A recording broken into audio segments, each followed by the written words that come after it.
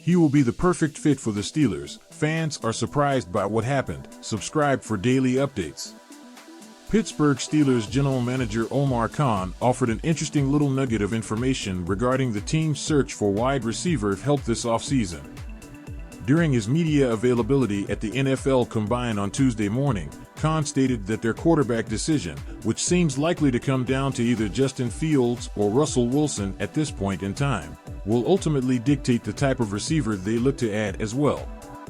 "We'd like to have this done before the start of the league year," Khan said, referring to the timeline for signing a signal caller. "Obviously that impacts who you sign, impacts the type of receiver you may go after or how you build the rest of the team, so all that has an effect." George Pickens is set to return alongside the likes of Calvin Austin III and Roman Wilson in 2025 barring a trade, but Pittsburgh could use another premier weapon to round out the position group.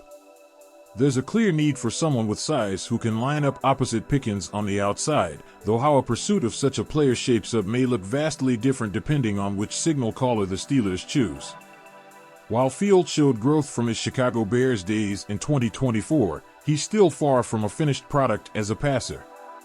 His mobility raises his margin for error, but a below-average on-target rate of 75% while completing just 6 of his 19 attempts that traveled 20-plus yards, per Pro Football Focus, was a cause for concern.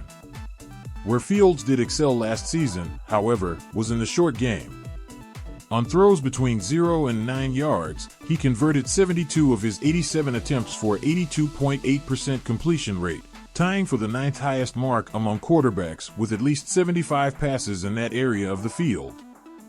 The soon-to-be 26-year-old has proven himself capable of stretching the field in the past, particularly in 2023, though Pittsburgh would be wise to find a receiver who matches Fields' strengths based on what he's shown under offensive coordinator Arthur Smith.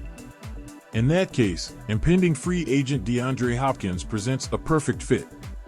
Though he's lost a step and put up just 56 receptions for 610 yards and 5 touchdowns over 16 games in 2024, the 6-time Pro Bowler hauled in 33 of his 40 targets in the short game while logging 234 yards and 3 scores. As for Wilson, he posted the best completion percentage, 54%, of any signal caller with 25 or more deep attempts this past season.